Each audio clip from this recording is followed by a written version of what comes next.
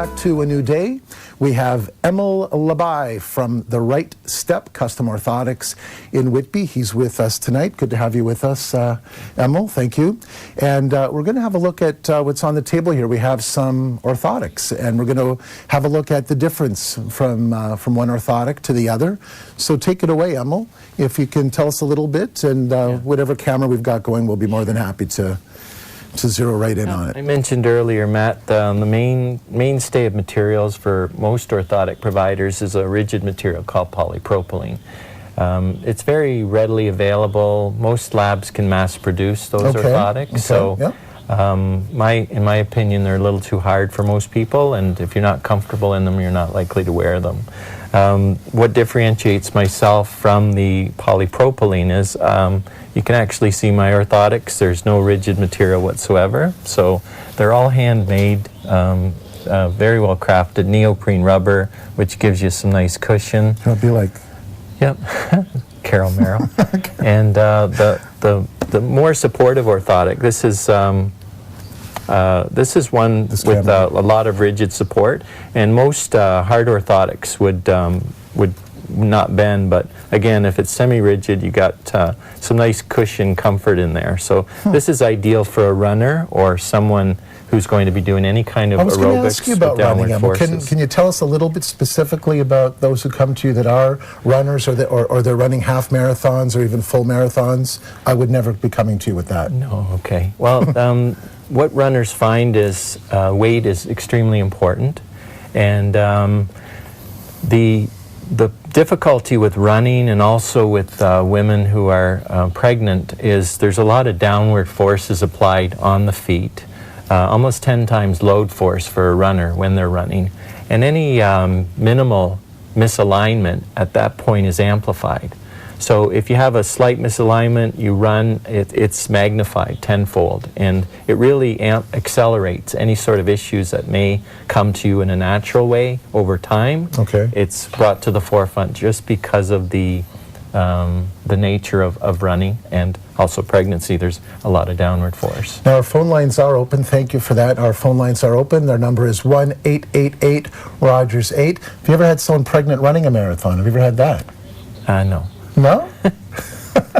It'll happen. I don't know. One of these days. You know, that's quite the feat, carrying what, 30, quite 40 the feat? Yes, it was. Is that like some orthotics?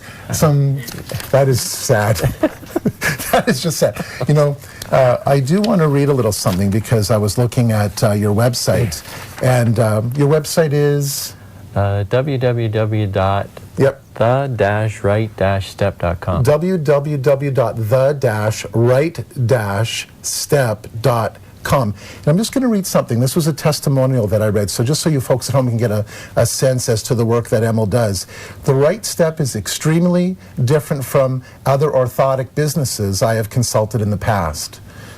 Emil takes the time to conduct a very detailed and personalized analysis of not only your feet, but your whole body alignment, and really takes the individual's experience and comments into consideration. I've suffered from pain of plantar fasciitis, that's what I had, the plantar fasciitis, for over 10 years now, and Emil's custom orthotics have made a world of difference.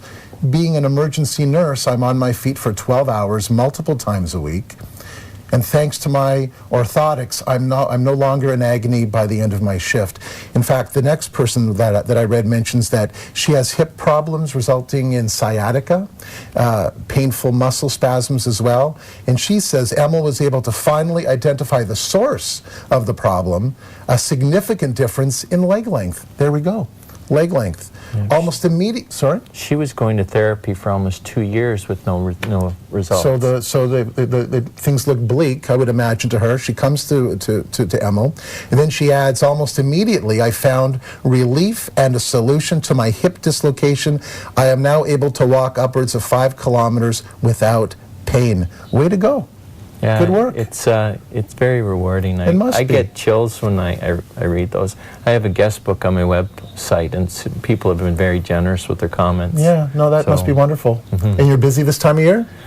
Do you notice a difference around the holiday season? End of the year rush. Everyone's trying to get their benefits in before December 31st. Now, one thing I know we talk about on this show week after week is stress. is there any correlation between stress and issues regarding feet or body alignment? Just throwing it out there. I guess I would imagine if you're in pain, that on its own causes stress. It's the other way of looking at it. Absolutely. A lot of people don't know why things are happening, and everybody chalks it up to old age. So it's oftentimes I hear remarks about disc degeneration or osteoarthritis or issues. The feet are really a bevy of sources of pain. Big toes, they have bunions. The little toe is bunionettes. The metatarsal heads across the forefoot, they can get inflamed. Heel, forefoot, some tearing in the fascia. Just that alone. And one of the worst things some ladies can do is wear very high heels, which it distributes the pressure of the foot onto the front. So the knuckles we have in the ball of the foot, they really, really start to get inflamed. And that's an amazing point. I never even thought to ask you, but what about the shoes that we choose when we're just buying shoes on a regular basis? I know clearly high heels cannot be healthy, but what can our viewers look for when they're just buying shoes in general? And do you offer shoes? I think you do. Yeah, I have. I've selected a few choice manufacturers I think are probably superior to the others. Okay. Sandals as well, right? Yeah, sandals. That surprised me that they're sandals that are actually constructed to specifically hold the orthotic. Yeah, removable footbed, yeah. Removable footbed. Yeah, and the number one decision in choosing a shoe above all is comfort. Like, I know people want to be stylish as well, but your feet you're on your feet, the most neglected part of your body. Yeah. So comfort is paramount to choosing a good pair of shoes. Okay, what about breathing? Should a shoe breathe? Should there be anything we should be looking for there? Well, it depends on your foot type. Yeah. What about these Crocs that you see everyone wearing? They're fine. Really? As long as they're very soft material. And stylish, I might add. Yeah, they're very soft material. So what happens is everybody wears shoes differently. And that's one good way to determine whether or not you need orthotics. Have a look at your shoes, flip them over and see where the wear is. Ideally, we want it in the middle of the heel and also right in the middle of the toe. The wear of the shoe should be in the middle of the heel. Exactly. That means your arches are supporting, maintaining a nice neutral position. But if there's wear in either the inside or outside, especially in the toe area, that's when there's a lot of movement in the foot and it translates up into the knee. Now, with Crocs, they're fine when they're new. But once they start to develop a wear pattern, they're actually going to push you more in that direction. Which direction? Whatever way you're happen to go. Either if you're going out, that's supinating, or if you're going in, that's pronating. I'm sorry, supinating. Supinating, yeah. Really? It's super. Supinating? Yeah. There's a word we haven't heard on A New Day yet. Okay, we have now. Thank you. Anyway, the soft material just accelerates you to moving in the direction that you're going, and it makes things a little worse. So the secret to Crocs and the softer shoes is not to let them wear to a point where they're going to start affecting your alignment. Okay, that's good advice. Have you ever had a situation where someone comes into your office and you're either stumped, if you'll admit that on live television, or maybe an embarrassing moment? We always have these in our offices. Anything happen that you just think, I can't believe it, I don't know what to do with this one? Really? Honestly, no. I had one young man. I told him he didn't need orthotics. He didn't. He had great alignment. Like there was absolutely no issues. Okay. The only thing is he played field lacrosse, and because of the unevenness of the turf, he needed additional support just to. Really, it was more the field conditions than his personal conditions. Okay. So, now, one thing you've told me before we came on the air, you told me that you do an awful lot of work with local police and firefighters, and so certainly this could be your opportunity to talk a little bit about the advantages for these types of associations to come to you. I mean, that says a lot when you've got when you've got the Durham Police coming to you specifically for orthotics. Yeah, well, Durham's finest, very good, wonderful people. The police are on their feet constantly, and the unfortunate thing is the standard issue boot isn't always the best. So orthotics, the standard issue foot isn't the best. Now you'd think standard issue footwear. Now you'd think that the standard footwear would be the perfect footwear. Yeah. I mean, I would have assumed that. Well, they have their budget, so they have to meet certain criteria. But I generally will provide a custom orthotic and some very, very good quality boots that are specifically designed for military. So okay. yeah, it's a good combination. You're so laid back. I love that. You do. Yeah, you're a very soft-spoken guy.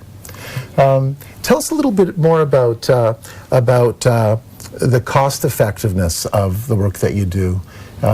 Clearly, the price will be higher than buying one off the rack in a drugstore. But is anything that our viewers is there anything you could tell them about affordability? Yeah, family plans. I don't know what you offer in that way. Well, if you're shopping for orthotics and you are talking to different providers, just make sure you know all the costs, because oftentimes they may come in with a lower cost, but when the dust settles, they're generally a lot more because of assessment fees, fitting fees, x-ray fees, all these additional fees that are added.